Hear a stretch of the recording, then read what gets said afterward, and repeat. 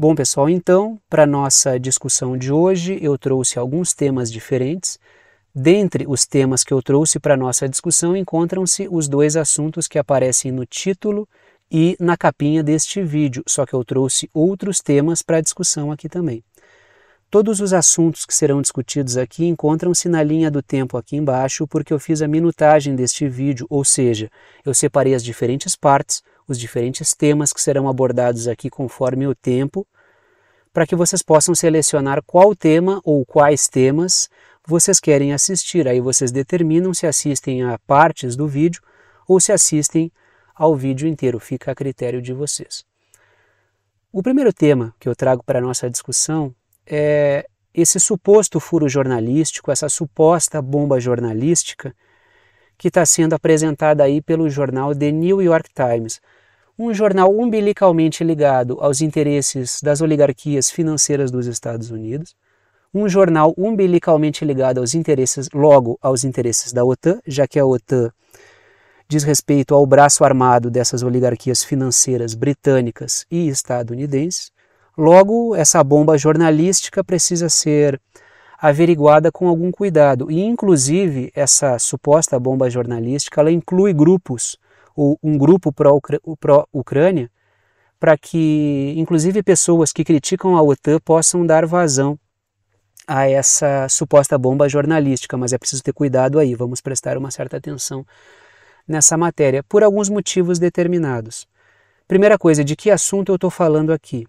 Eu estou falando a respeito da explosão das linhas dos gasodutos Nord Stream 1 e 2, que são linhas que levam gás, ou deveriam levar gás, da Rússia até a Alemanha pelo Mar Báltico. E essas linhas, e algumas dessas linhas foram atacadas, foram alvo de explosão, houve vazamento e até agora não sabemos quem é que foi o responsável por aquilo. Esse senhor que está aí, que é o Seymour Hersh, apresentou semanas atrás uma tese bastante interessante, bastante convincente e que gerou um rebuliço aí no cenário internacional, a ponto da Rússia convocar reunião do Conselho de Segurança da ONU. Por quê? Porque o Seymour Hersh colocou no centro das atenções a participação dos Estados Unidos e da Noruega em um atentado terrorista. E isso gerou um barulho. O Seymour Hersh é um jornalista premiado, tem Pulitzer e tudo. É um cara que já fez denúncias ao longo da história a respeito de crimes cometidos pelos Estados Unidos, pelo Estado Yankee. É um cara que merece ser ouvido. O interessante é que essa tese aí, essa versão do The New York Times aparece depois que o Seymour Hersh falou sobre isso, como que para encobrir o que o Seymour Hersh está dizendo. Aí eu coloco ali em cima, naquela caixinha preta, o título do que eu vou discutir com vocês. Costurando uma nova tese falsa. É justamente isso que eu acho que essa matéria do The New York Times está apresentando. Está ali a matéria do dito jornal, né? Inteligência dos Estados Unidos sugere que um grupo pró-ucraniano sabotou as linhas do gasoduto Nord Stream, dizem autoridades dos Estados Unidos. A matéria continua. Novos relatórios de inteligência representam, prestem atenção nisso aqui, a primeira pista significativa conhecida sobre quem foi o responsável pelo ataque às linhas do gasoduto Nord Stream que transportavam gás natural da Rússia para a Europa. Foco no primeira pista significativa. Aqui me parece que os caras estão tentando jogar o Seymour Hersh para escanteio como se aquilo que ele tivesse dito não tivesse consistência. Essa é a questão. Aqui eu acho que rolou um batonzinho na cueca a respeito das intenções dessa matéria. Mas tem mais coisa aí que a gente tem que prestar atenção. Está ali a foto do Seymour Hersh e trago dois pontos para a discussão. O primeiro deles é o seguinte. A mídia Yankee, a mídia corporativa dos Estados Unidos, ao que tudo indica, está tentando sobrepor uma narrativa falsa, uma narrativa farsesca, porque ela está caminhando para aquilo que os Estados Unidos haviam dito no primeiro momento, logo depois da explosão. Já vamos entrar nesse assunto. Ele está sobrepondo uma narrativa falsa à denúncia consistente do Seymour Hersh que aparece aí na foto.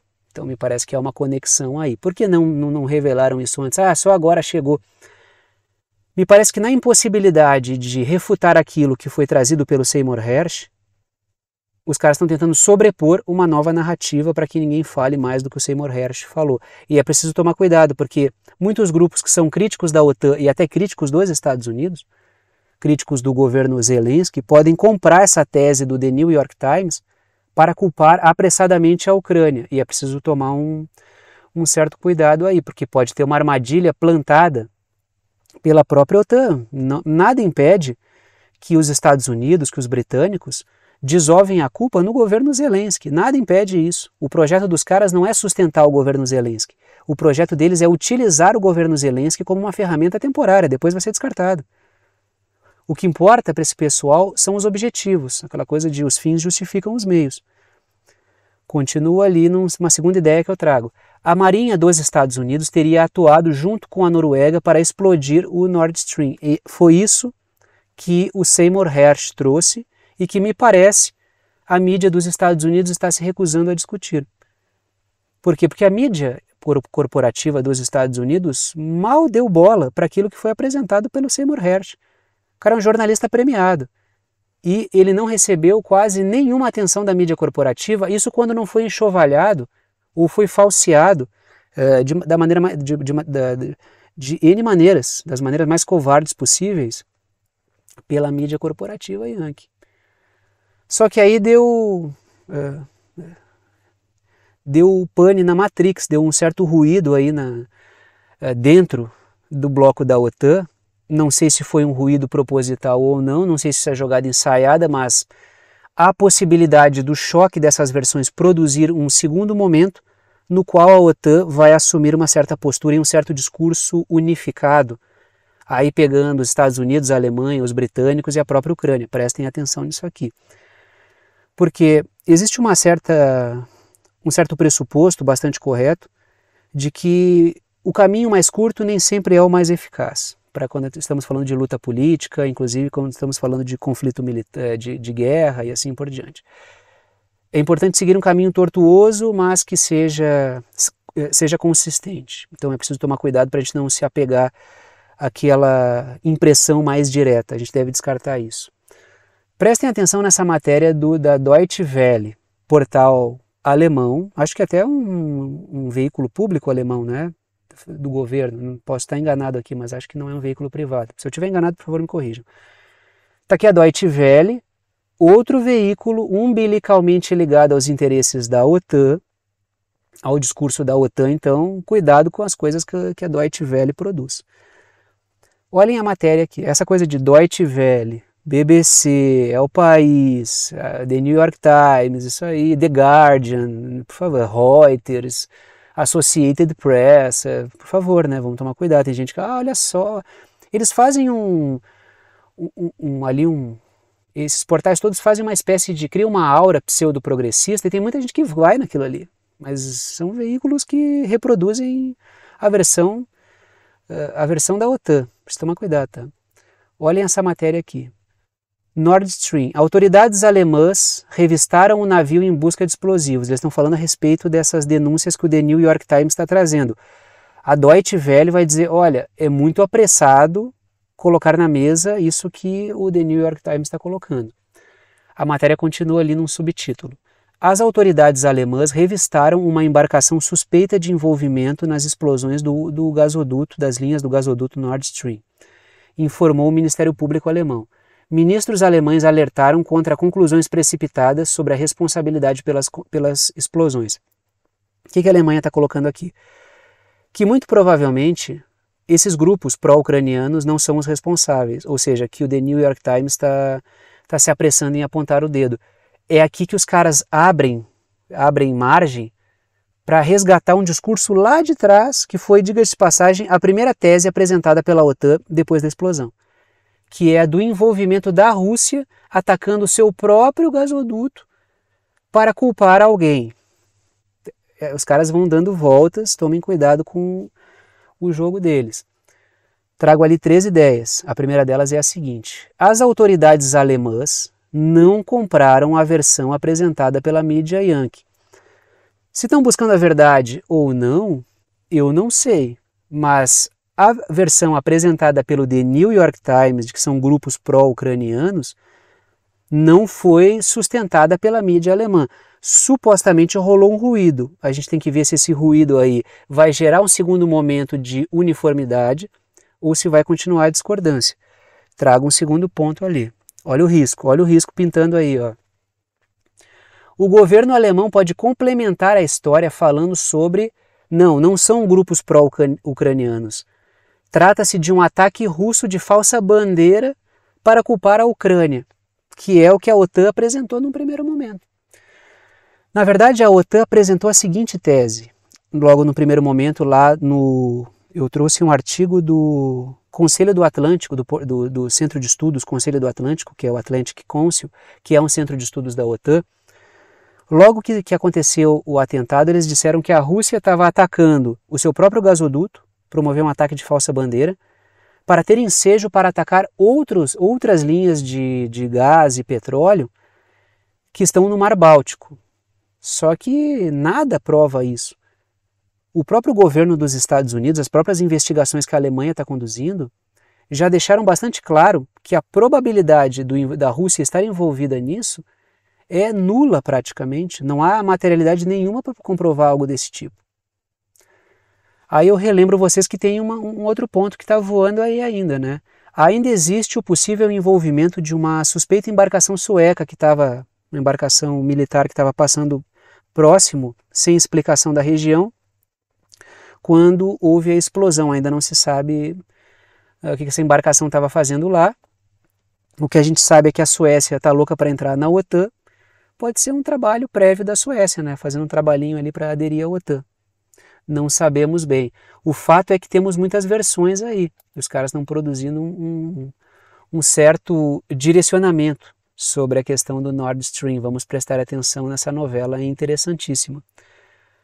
Junto com as análises de geopolíticas, eu gosto muito de analisar essas coisas que a mídia produz também, né? Eu sou geógrafo, mas eu também sou técnico em publicidade e propaganda, e eu gosto muito dessa coisa das narrativas da mídia, né? Eu gosto muito dessa discussão aí, que são, na verdade, propaganda, né? Não são jornalismo, assim, né? Não tem por função levar a verdade ao povo, às pessoas, a todos nós, civis, cidadãos, contra os interesses das grandes oligarquias. Isso seria, para mim, idealmente, o trabalho do jornalismo, mas enfim, né? Vamos falar um pouquinho sobre a questão da tensão no Indo-Pacífico, porque a China andou apontando o dedo diretamente para os Estados Unidos. Não é muito do feitio do Xi Jinping apontar e dizer, vai dar problema. Não é muito, né? Ele segue uma linha de uma diplomacia mais branda, mas o cara meio que chamou na chincha ali, significa que a situação não tá muito fácil. Imaginem vocês, tá? A gente está falando de potências nucleares, e aqui a gente está falando da China, no caso, né? Claro, não está nem perto de Estados Unidos e Rússia no que tange a quantidade de armamento nuclear, mas estamos falando da segunda economia do mundo, com uma força militar enorme, com armamento nuclear também, embora não tão grande quanto Estados Unidos e Rússia, mas estamos falando aí do potencial, né, da potencial grande nação econômica. Muito provavelmente já deve até ter ultrapassado a economia Yankee em números reais, né? Tem toda aí uma discussão sobre isso, mas a China é a grande potência em ascensão. Falando isso a respeito dos Estados Unidos, que são a outra potência militar e econômica. Coloco ali em cima os Estados Unidos cruzando mais linhas vermelhas. No caso da China ali é literalmente as linhas vermelhas ali que foram riscadas pelo Partido Comunista Chinês, né? Matéria do The Wall Street Journal. Xi Jinping da China faz rara mira direta nos Estados Unidos em um discurso. O líder culpa a contenção, cerco e repressão liderada por Washington por desafios que a China está vivendo. O que o Xi Jinping disse? Olha, vocês estão praticando um jogo sujo, até porque o Xi Jinping ele deixa muito nas entrelinhas, né? Nem precisa dizer uma coisa dessa. Vocês criaram o jogo da globalização, vocês nos trouxeram para dentro do mercado internacional com a vã expectativa de que o capitalismo iria corroer o socialismo por dentro. E agora que a gente está jogando bem esse jogo, que a gente está dando um laço em vocês na economia, vocês vêm com essa conversinha aí de quebrar tudo, reformatar a cadeia de suprimento, formar clube do bolinha geopolítico de novo, só um pouquinho. Vocês estão gerando caos no mundo. Alto lá, isso aí vai dar problema. Claro, o Xi Jinping não colocou uma coisa dessa maneira totalmente tosca que eu coloquei aqui. Xi Jinping é um líder de uma nação, é um cara que tem todo um linguajar ali polido, né? Não é um cara bruto como eu. Mas ele falou isso na prática, né? O discurso dele tinha esse conteúdo aí. Aí coloquem, tá aí a foto do Xi Jinping, e trago duas ideias. A primeira delas é a seguinte: o governo chinês falou abertamente sobre a possibilidade de conflito. O cara falou, estamos falando aqui sobre guerra, tá? Se os Estados Unidos não pisarem no freio, no que diz respeito a quase tudo. Provocação usando Taiwan, que é parte do território chinês, mas com autonomia administrativa, isso reconhecido pelos próprios Estados Unidos num acordo de 1979, no princípio de uma só China. Segundo ponto que eu trago ali, os Estados Unidos têm promovido inúmeras provocações utilizando Taiwan. Provocam utilizando Taiwan, promovem sanções, boicotes, bloqueios contra a China, tentam quebrar o setor de tecnologia chinês utilizando as narrativas mais estapafúrdias possíveis. Continua aqui, vamos continuar nessa discussão porque ela é boa. Está aí um pedaço da China e Taiwan ali, a China em laranja, Taiwan, parte da China também, pintadinha de verde como se outro país fosse. O aplicativo que eu utilizo para fazer esse mapinha permite pintar Taiwan como um país, né? Já falei que o diabo mora nos detalhes, né? E a gente vê nessas coisinhas pequenas assim como Taiwan é tratado, né? Mas enfim, vamos continuar a discussão aqui. Trago 3 pontos. O Xi Jinping afirmou que os Estados Unidos são responsáveis por sanções e bloqueios que estão atrapalhando a economia chinesa e que estão atrapalhando a economia global. Por quê? Porque o mundo tornou-se China dependente. E aqui não há nada de pejorativo na minha fala, tá? Tornou-se dependente da China, por motivos construídos pelas próprias oligarquias britânicas e estadunidenses, achando que a integração da China ao mercado internacional iria corroer o socialismo por dentro. Repito, pelo que eu já falei várias vezes, os caras acharam que dariam uma curva numa cultura milenar, em caras que estão discutindo estratégia política e militar, há milhares de anos. O que aconteceu? A China, com a sua paciência, foi aprendendo o jogo, foi conhecendo o capitalismo e utiliza o capitalismo como uma ferramenta e não como um objetivo. E está crescendo enormemente a ponto de todos estarem dependentes da China. Sanções contra a China são sanções contra a economia global, é isso que o Xi Jinping está dizendo. Vocês estão bloqueando a nossa economia e estão conturbando a economia do mundo. Mais uma vez a China aparecendo como adulto na sala dizendo: queremos estabilidade, vocês querem a instabilidade, vocês querem o caos.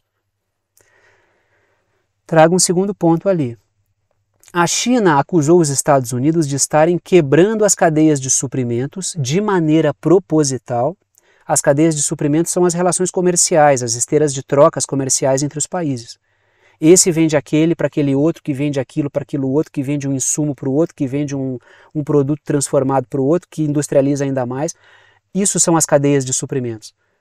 Os Estados Unidos estão quebrando porque são justamente as cadeias de suprimentos que dizem respeito à própria globalização no seu sentido material.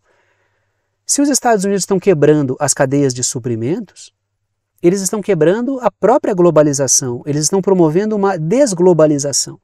Porque senão a gente cai naquela coisa de globalização é um se conectando ao outro, um mundo sem fronteiras, toda aquela besteira idealista vendida sobre a globalização.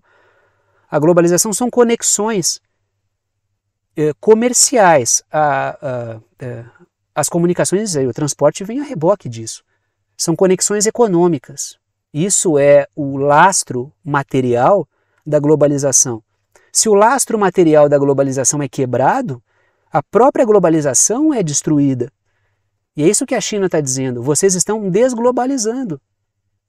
Por quê? Por que vocês estão desglobalizando? Logo agora que a gente está jogando legal esse jogo? E continua. E também estão formando blocos divergentes, construindo bolhas. Inclusive, o governo chinês fala sobre construindo uma OTAN asiática. Me perdoe a expressão, na cara dura. Na cara dura. Estão construindo uma OTAN asiática, pegando o Japão, não só a asiática, mas envolvendo a Oceania também, pegando a Austrália, o Japão, tentando pegar a Coreia do Sul, Filipinas, para formar ali um frentão contra a China. A China está denunciando, vocês estão formando um grupo hostil em relação à China e estão formando bolhas também.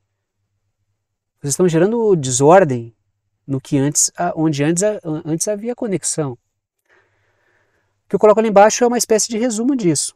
Isso é, por si só, um processo de desglobalização, tá? Que é o que eu tenho falado eu estou falando faz meses isso aqui no canal. Alguns discordam de mim, não, Tiago, acho que não é, mas ao meu ver, estamos vivendo um processo de desglobalização se a gente tomar por princípio a globalização tal como ela existia. Porque era sob a hegemonia da OTAN, a China como um adversário econômico crescendo, mas ainda assim com a anuência das oligarquias britânicas e estadunidenses, na esperança de que o regime chinês fosse ser dissolvido por dentro. Isso acabou não acontecendo, e aí temos uma mudança das regras. Para mim, é assim um processo de desglobalização. Alguns de vocês apontaram o seguinte, a globalização continua no sul global, o que está acontecendo é uma desatlantização da globalização. Alguns de vocês comentaram isso, eu achei essa proposta interessante. Pode ser que a coisa ande por aí mesmo, mas por si só, isso já é uma mudança profunda da globalização tal como ela existia. A gente está aqui na filigrana da coisa, né? Vamos continuar falando sobre a China e agora a China aí alertando o Japão. China alerta o Japão sobre o seu projeto militar e o seu projeto expansionista, que é aquela coisa do saudosismo da era Meiji. Não sabemos se para resgatar um Japão grande, soberano, ou se para fazer do Japão uma ferramenta da OTAN, uma ferramenta dos Estados Unidos. Trago ali uma matéria do Correio Matinal do Sul da China. A China repreende o Japão por planos maciços de expansão militar. O Japão está com um franco processo de ampliação da sua força militar. Já era um projeto do Shinzo Abe, que sim, era um declarado saudosista da era Meiji, um declarado saudosista daquele período expansionista chinês. Eu ainda custo a acreditar que o Japão está se armando tanto para ser uma ferramenta dos Estados Unidos, depois de tudo que os Yankees fizeram com o Japão na Segunda Guerra Mundial. E depois, inclusive, submetendo o Japão a várias humilhações. O Japão é um país basicamente ocupado militarmente pelos Estados Unidos, então me custa acreditar que o Japão está fazendo isso e que vai desaguar num estado fantoche dos Estados Unidos. Custo acreditar. Mas o fato é que essa pessoa que está, esse sujeito, né, esse senhor, rapaz, né, que é o Qin Gang, acho que esse que é o nome dele, tá? Que é o ministro das Relações Exteriores da China, andou fazendo falas pesadas aí, falas importantes que eu vou trazer algumas ideias delas para vocês aqui. A primeira delas é a seguinte: a China relembrou o passado expansionista japonês para alertar o Japão sobre os riscos do seu projeto. Ou seja, o que a China fez? Olhem o que aconteceu no passado, pois é justamente o que pode acontecer de novo. Vocês estão cometendo o mesmo erro. Um projeto expansionista colidindo frontalmente com a China, que pode levar a vários problemas com os países vizinhos, como já aconteceu antes.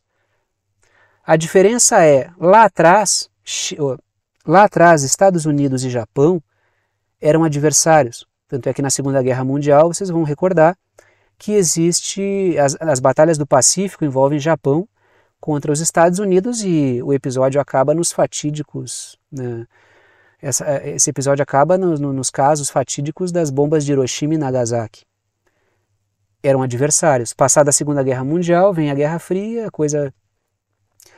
a história dá as suas voltas e hoje está o Japão ao lado dos Estados Unidos contra a China. E a China está alertando, vocês estão cometendo erros porque não estão sabendo observar adequadamente a história. Vão cometer erros no seu expansionismo militar, que pode levar o Japão ao estágio inicial, tal como foi depois da Segunda Guerra Mundial. É isso que a China está alertando. Coloco o segundo ponto ali.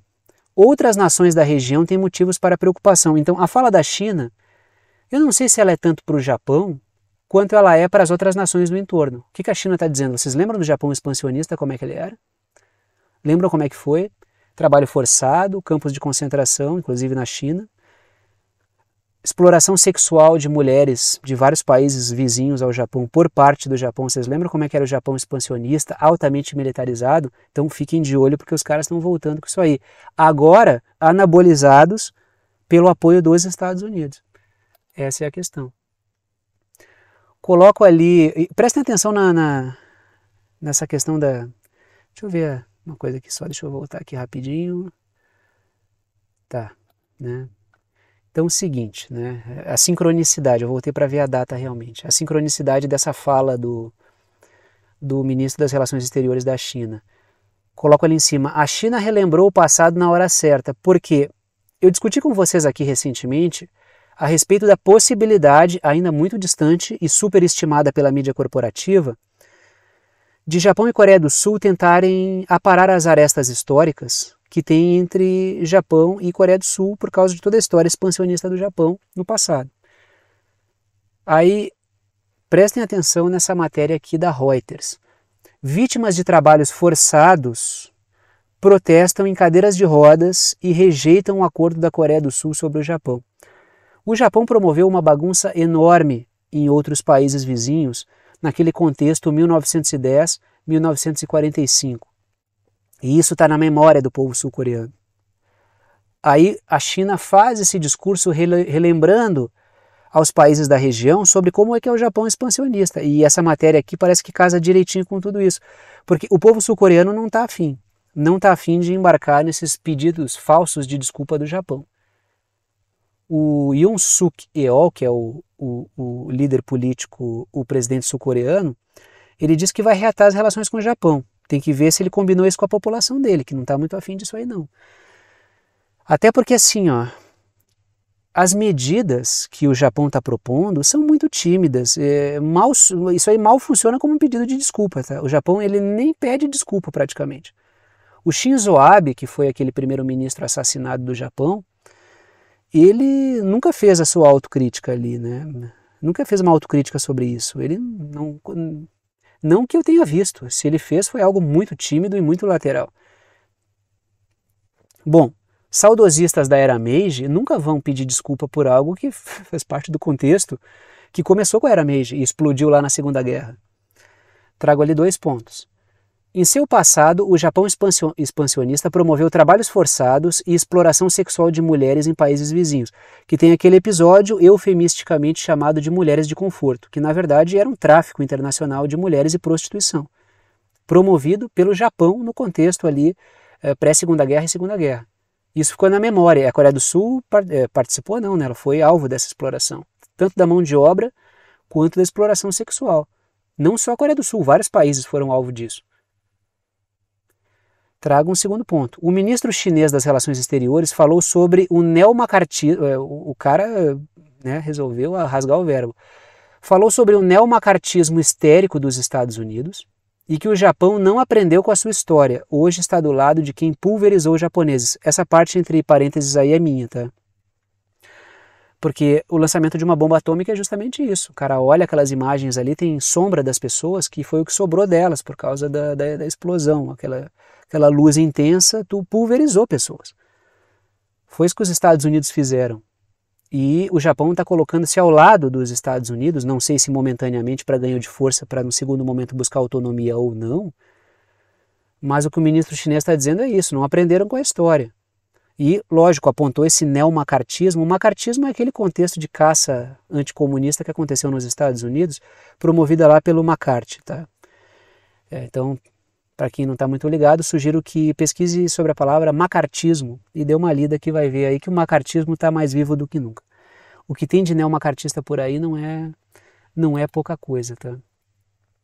Estamos no Indo-Pacífico, China apontando o dedo, dizendo que pode dar problema, a Coreia do Norte não perde tempo também. A Coreia do Norte fala de risco real, risco real de uma guerra nuclear. Está aí extraído do próprio portal do governo da Coreia do Norte. Declaração do diretor do Departamento de Imprensa Externa, Gabinete de Imprensa, Ministério dos Negócios Estrangeiros da República Popular Democrática da Coreia. O que veio nessa declaração aí? Está aí o Kim Jong-un, que é o líder político da Coreia do Norte, e trago 2 pontos ali. O alerta da Coreia do Norte sobre um risco real de guerra nuclear antecede grandes jogos militares conjuntos dos Estados Unidos com a Coreia do Sul que devem acontecer, acho que na semana que vem.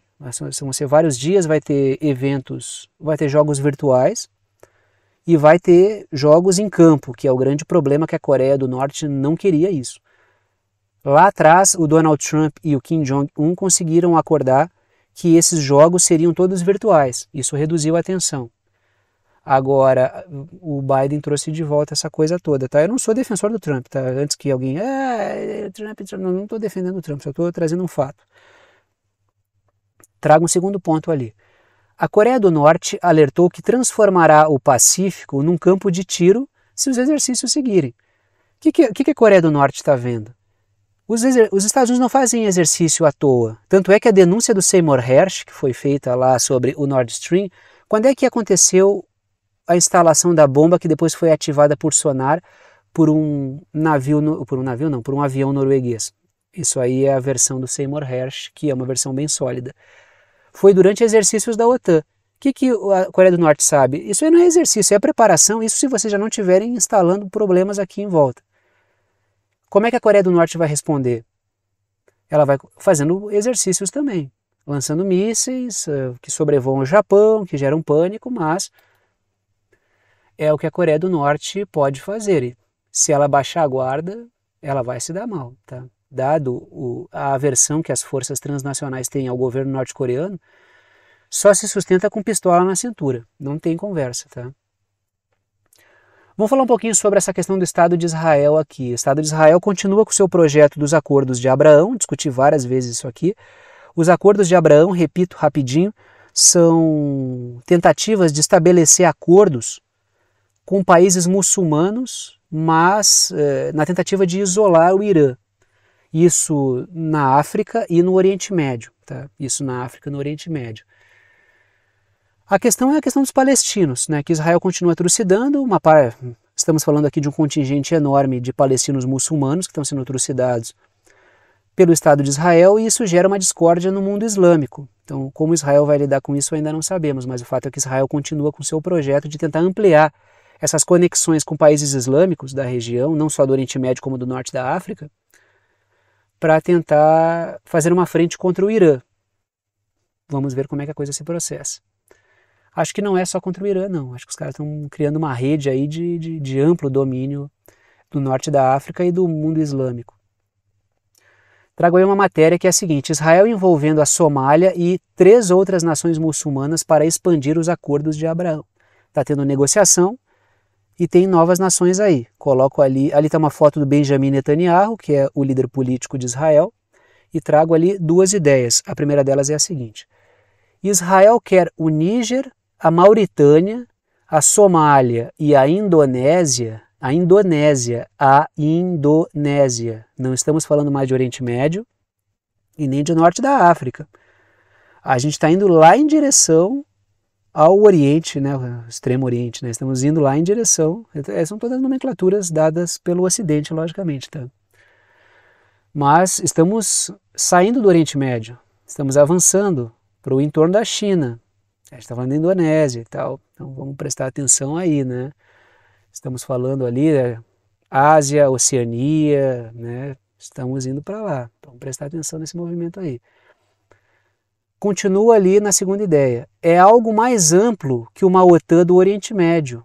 Repito, é algo mais amplo que uma OTAN do Oriente Médio. Porque eu vinha falando que os acordos de Abraão eram uma espécie de formação de uma OTAN do Oriente Médio, mas ela já inclui países do norte da África e que outros estão sendo assediados, e agora vai lá estamos indo lá para o entorno da China. O que significa? Que tem tanto é que eu coloco ali, seria isso uma OTAN do mundo islâmico? Temos que pensar, tendo Israel à frente, um Estado que trucida muçulmanos palestinos, é isso mesmo que a gente vai assistir? Algo bem interessante, né? Coloquei um mapinha aí, olhem só Cara, se a gente pegar uma linha que vai lá da ponta ali, onde está a Mauritânia, a gente fizer uma região ali que vai até a Indonésia, a gente tem um catatal de gente que é muçulmana, cara. Ali tem será dá 1 bilhão de pessoas? Acho que dá 1 bilhão de pessoas. A gente tem uma porrada de gente muçulmana ali, cara. Israel está tentando formar ali uma grande zona de apoios, e eu acho que é muito complicado, muito complexo, mas enfim, né? Não estou dizendo que esses 4 países aí formam 1 bilhão, estou dizendo que a gente pegar toda uma faixa ali, né? Um dia faça um teste aí, população muçulmana, né, e as regiões e os mapas, vocês vão ver que é bastante gente. No caso ali, né, no caso da Somália, que está em verde, é um ponto estratégico, entrada por Mar Negro, caminho para o Canal de Suez, uma grande rota comercial. A Somália nunca é deixada em paz, assim como o Iêmen, por causa da sua posição geográfica. Olhem, não só por isso, mas olhem onde está a Somália, olhem onde está o Iêmen. Ali é a entrada do Mar Vermelho, ali é caminho para o Canal de Suez. É uma importante zona de transporte comercial. Então é um ponto estratégico. Colocar a Somália ali não é pouca coisa. Quando a gente fala da Indonésia, uma base para um possível conflito com a China. E no que tange a Mauritânia e Níger, a Alemanha está ajudando ali na negociação, ou seja, a Alemanha está no meio disso aí ajudando o Estado de Israel. Há um plano maior, que é um plano de consolidação de uma OTAN global, que já foi entregue lá atrás pela Liz Truss, aquela primeira-ministra que durou no cargo 6 semanas e só fez porcaria, né? Já que estamos falando de Israel, não vamos deixar de falar disso aqui. A África do Sul acertando novamente, porque ela reduziu as suas relações com Israel, ela rebaixou as suas relações com Israel. Prestem atenção nessa matéria. O Parlamento da África do Sul vota para rebaixar a embaixada em Israel, ou seja, está construindo uma política externa crítica em relação àquilo que o Estado de Israel está fazendo em relação aos palestinos.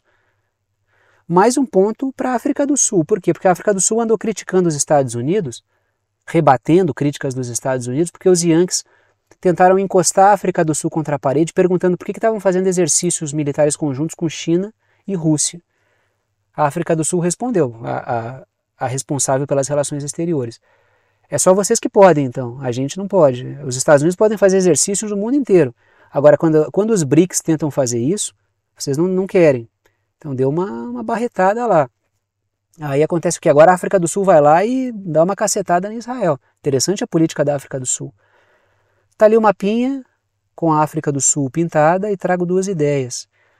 O parlamento sul-africano disse que Mandela apoiaria essa decisão, já que os palestinos vivem um apartheid no Estado de Israel e o Mandela tem uma história de luta, ficou vários anos preso, 25, 27, ele ficou um catatal de tempo aí preso. Estou falando muita palavra catatal. Ficou um montão de tempo preso aí por causa da sua luta ali contra o apartheid. Teve, né, uma questão de atentado com bomba lá, mas enfim, né, isso faz parte da história do Mandela. E o parlamento disse o seguinte, o Mandela apoiaria, porque o que os palestinos estão vivendo é um apartheid. Para quem não conhece o que é apartheid, sugiro que estudem a história do apartheid, que, cara, é uma parte importantíssima da história, não só assim como a história do Mandela, né? Trago um segundo ponto ali. A extrema-direita sionista, né, a extrema-direita de Israel, está incitando o ataque de colonos judeus na Cisjordânia, atacando casas, incendiando casas de palestinos. O Estado está dando guarida para isso. Grupos armados israelenses estão atacando palestinos na Cisjordânia e isso está sendo fortemente criticado pela África do Sul e por vários países islâmicos. Não que a África do Sul seja islâmica, tá? Continua ali, né? Continuamos no Oriente. Vamos falar um pouquinho do Oriente Médio, então. Vamos voltar. Estávamos falando de Israel, agora vamos falar um pouquinho sobre o caso do Iraque. Vamos para o Oriente Médio ali, embora estivesse falando sobre a África do Sul. Vamos fazer um tour pelo mundo aí. O Iraque sob forte pressão atlanticista. Prestem atenção nessa matéria da Al Jazeera. O chefe do Pentágono, que é o Lloyd Austin, que é esse cidadão que aparece na foto, em viagem surpresa diz que as tropas dos Estados Unidos permanecerão no Iraque. A ocupação continua vergonhosa, diga-se de passagem. Em Bagdá, o secretário de Defesa Lloyd Austin, representante da indústria de armas dos Estados Unidos, era um funcionário, fazia parte da indústria Raytheon, que é uma empresa de armas, então é uma espécie de office, não vou dizer boy, né? Mas um office boy da indústria de armas que está no cargo de responsável pelo Pentágono, que é o setor de defesa dos Estados Unidos. O secretário de Defesa Lloyd Austin promete a presença contínua de tropas dos Estados Unidos na luta contra o ISIS, né? A suposta luta combate ao terrorismo, né? Cria o problema e aparece com a solução. Trago ali 2 pontos. O primeiro deles é o seguinte: os Estados Unidos mantêm 2.500 soldados no Iraque supostamente para combater o ISIS. Supostamente. É uma ocupação do Iraque. Segundo ponto que eu coloco é o seguinte: mesmo ocupado, o Iraque tem buscado autonomia após ter sido destroçado pela invasão dos Estados Unidos, que assassinou Saddam Hussein. Assassinou porque ele foi julgado lá por um tribunal farsesco e foi condenado à morte. Qual é a questão aqui, tá? O Iraque, a política iraquiana hoje, ela é uma espécie de jogo de forças entre a ocupação Yankee, a influência iraniana e grupos nacionalistas iraquianos que estão esmagados ali no meio, e o sadrismo faz parte disso aí, tá? Então essa é a política iraquiana hoje, mas está buscando autonomia, mesmo ocupado militarmente pelos Estados Unidos, o que revela uma fibra do povo iraquiano. Aí a Alemanha também está lá metida, tá? Aí está a Annalena Baerbock, eu acho que é assim que se pronuncia, não sei se é assim que se pronuncia, mas a Annalena Baerbock está lá, também metendo o bedelho dela, né? Uma figura aí que é responsável pelas relações exteriores da Alemanha, uma figura que está sendo criticada nos protestos que estão acontecendo na Alemanha. E eu coloco aí o seguinte: a Alemanha apoiando o esmagamento da autonomia e da soberania do Iraque. Coloco ali uma matéria da Reuters. No Iraque, a ministra, não é o ministro, é a ministra alemã, condena os ataques do Irã na fronteira. Annalena Baerbock faz parte do Partido Verde alemão. Isso revela assim que, Partido Verde, ambiental, da paz, não. Ela vai até o Iraque, ocupado militarmente pelos Estados Unidos, para criticar o Irã. Aí está a Annalena Baerbock, tá? Coloco 2 pontos. A Annalena Baerbock tem sido criticada em protestos na Alemanha por sua submissão aos interesses transnacionais. Ela é uma das maiores ativistas da OTAN dentro do governo alemão, por isso que ela está sendo criticada pelos protestos. Tanto é que ela foi lá no Iraque condenar o Irã, então é um serviçal da OTAN. Segundo ponto que eu trago é o seguinte: o Irã tem combatido grupos curdos na fronteira com o Iraque. Aí eu não vou trazer de volta aquela discussão sobre como os curdos são utilizados nos mais variados países dentro dos quais se encontram como uma força da OTAN, como um braço da OTAN. Tá? Aí aparece a Síria e o Iraque, porque eu vou falar de ambos aqui, no mapinha pintados, ambos com ocupação dos Estados Unidos em alguma parte do território. E trago 3 pontos ali. O primeiro deles é o seguinte: a ocupação Yankee no Iraque, que tem 2.500 soldados, dá suporte à ocupação dos Estados Unidos na Síria. E em ambos os lugares utilizam regiões com apoio curdo, que tem 900 soldados na Síria. Então, as bases Yankees no Iraque dão suporte às bases Yankees que ficam na Síria, e vocês estão vendo ali que são países vizinhos. Trago um segundo ponto. Os Estados Unidos também apoiam rebeldes curdos na Síria, supostamente para combater o ISIS. Mantém forças na Síria, instrumentaliza rebeldes curdos na Síria, supostamente para combater o ISIS, mas na verdade para enfraquecer o governo do Bashar al-Assad. Aí eu coloco um último ponto ali.